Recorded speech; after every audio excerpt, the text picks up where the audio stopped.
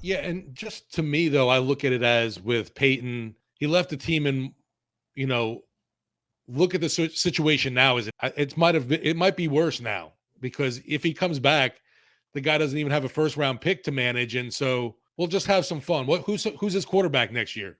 Well, so okay, here we go. Like there are scenarios where I could see him coming back. One is the Chargers, who I think are really the one team that I think have the assets and the need for a head coach with a quarterback that they think is the future. It I seems don't like a think that about perfect fit. Arizona. I don't think that about Las Vegas. I don't think that about Dallas. I mean, maybe Dallas, but I don't think they're going to fire McCarthy. I don't think that about Carolina, but the Chargers, if the Chargers come in and say, hey, okay, we're 2 first-round picks, you're like, even if Sean did want to come back, you'd be like, sorry, we want the picks, and send it, right? Like, I don't think that him wanting to come back would sway the franchise away from being like, oh, we can get a friggin' ransom for this guy. Yeah, Sean, go hang out in San Diego with Justin Herbert. All right. So, like, if that happens, I don't know. I think it might be off the table. But there's one thing that I know to be true is if Drew Brees had retired in 2019, Right. Tom Brady would have been the quarterback for the Saints in 2020. It's wild. Drew Brees didn't retire. Tom Brady went and coached the Bucs. I'm sorry. Well, yeah, went and played for the Bucs. And there you go. Tom Brady is a free agent this year, and he just got divorced. He's not quitting football now. He's going to play until he's 50. He's going to try to prove a point. So where is he going to go? Well, he wanted to go to Miami to hang out with Sean. That's not going to happen now. They're not firing this guy. Mike McDaniel has been excellent. Tua has been great, right? So that's off the table. So are the Bucs going to hire Sean Payton? I doubt they're going to try to trade for him, right? If you're the Bucs and Tom Brady really wants Sean Payton and they're like, we'll get rid of Todd Bowles, but do we really want to give out first-round picks to a division rival? No, that's not going to happen. Right. So if they wanted to team up, it would have to be somewhere else. Maybe Carolina. Ugh. Again, another division rival would have to trade for him, right? So you kind of look at it, it's like, well, what if these teams won't make that trade?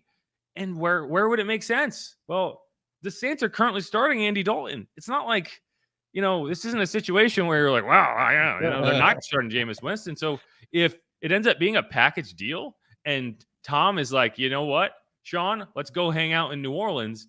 And Sean goes to the front office and says, hey, guys, I know you're still kind of mad that I ditched y'all. And, I know it wasn't fun having to figure out this last season. But have you ever met my friend, Mr. Brady here? And they'll be like, oh, yeah, that guy seems familiar. Maybe we can make this work. Yeah, it's like, it's like when you get in a breakup and then you like lose 50 pounds and you're like, oh, yeah, I wish you did. Anyway, that's the scenario that makes sense to me. And so, and if that was the case, like I'm not sure that, because I think the value of trading Sean at this point might be higher than bringing him back because of what you said, because it is a rebuild. And because I think that bringing him back might trick you into not making some tough decisions that probably make sense. But if it's Tom Brady coming to town and you get just the experience alone of having Tom Brady as your quarterback and like the ability to be like, yeah, well, we're going to see what happens and the excitement that brings, that would be worth it in and of itself, in my opinion. You think, what does Sean do with Dennis if he comes back? Now that's where it gets awkward, right? Like that's because I don't know if there has been a example in NFL history of a head coach being demoted on his own staff and staying there, right? That doesn't really happen.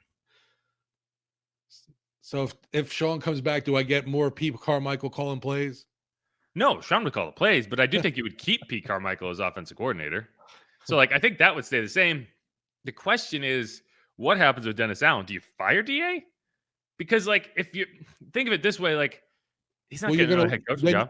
You're going to lose Richard and Nielsen then. I don't know. Someone else will hire him. Before. So yeah, do you demote them? Do you demote everyone down the line and say DA is the defensive coordinator and then these two guys are the position coaches again? Sorry, that'll work. Sorry, Sean's back. You got to go back to your old gig.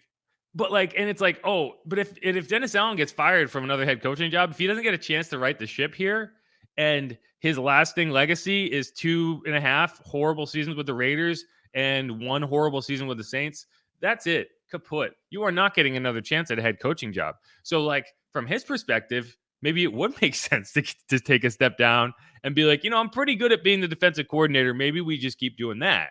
But then, yes, you probably lose Ryan Nielsen and Christian Sharp. So it gets sticky. And that's why when I say this front office might be really hesitant to just go down that road, that's why. They're not going to hold like a real grudge, but it might be enough that they're like, we're not going to bend over backwards to make this work for you, dude. Like, you could have done this for us. And so, but it is fascinating because, like, I don't think this team's going to fire Dennis Allen in this offseason. I don't. I think they want to see if he can fix things. But if it's a Sean Payton, Tom Brady gift wrapped package deal, that might force your hand. And that's just kind of where I see it.